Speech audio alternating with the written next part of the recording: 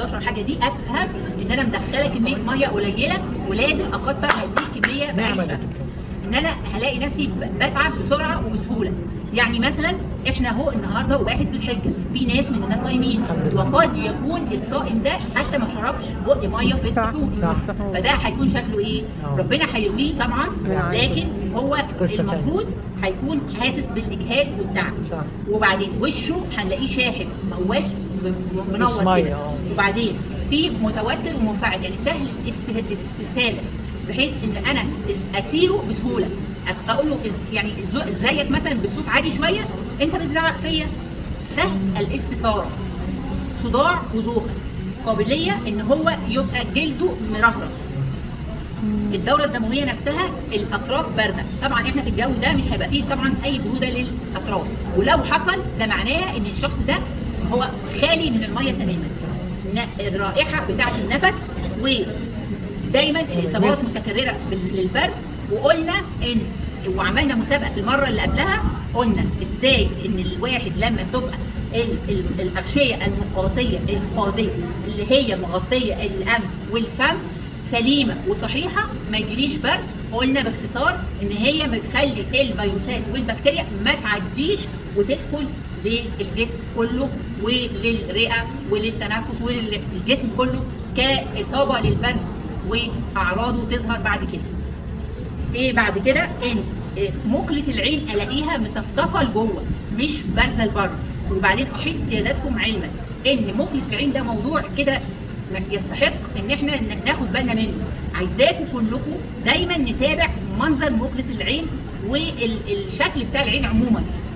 يعني انا في شغلي دلوقتي بقول للستات ربنا خلق لنا دايما كل حاجه في احسن الخلق، بس نبقى فاهمين ان في ثدي بيبقى اصغر من ثدي، وبرده في العين بتبقى في عين مختلفه سنه عن الثانيه.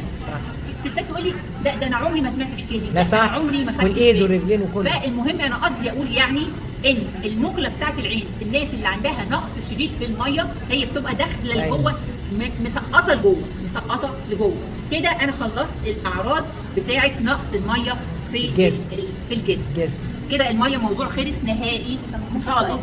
في الميه في اي حاجه تعوض الميه، يعني مثلا ما بشربش ميه خالص، اشرب ايه البديل بتاعها؟ ممكن شاي. بصي يا حبيبه قلبي، ربنا اللي خلقنا قال كلمه واحده: وجعلنا من الماء كل شيء حي.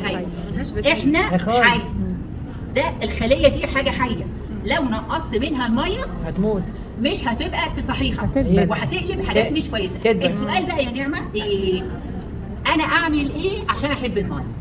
هو بقى السؤال كده، تقوليه لي انا اوظفه لك 100 100. يا ريت ازود ماء زهر، احط الميه سائل شفاف ليس له لا طعم ولا لون ولا رائحه.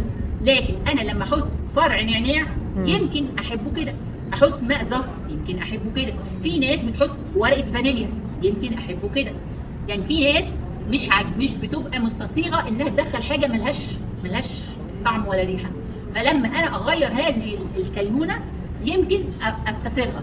وبعدين في حاجه لطيفه جدا، زمان كنا بنعمل درق لطيف كده ليمون او حاجه، ابقى على درايه انا دخلت قد ايه. مش انا اسال اي حد يقول لي بشرب كتير، يعني كتير ده ما هو كتير عندك جايز قليل عندي، او هو مش متناسق مع الكميه الصح اللي احنا حسبناها المره اللي فاتت.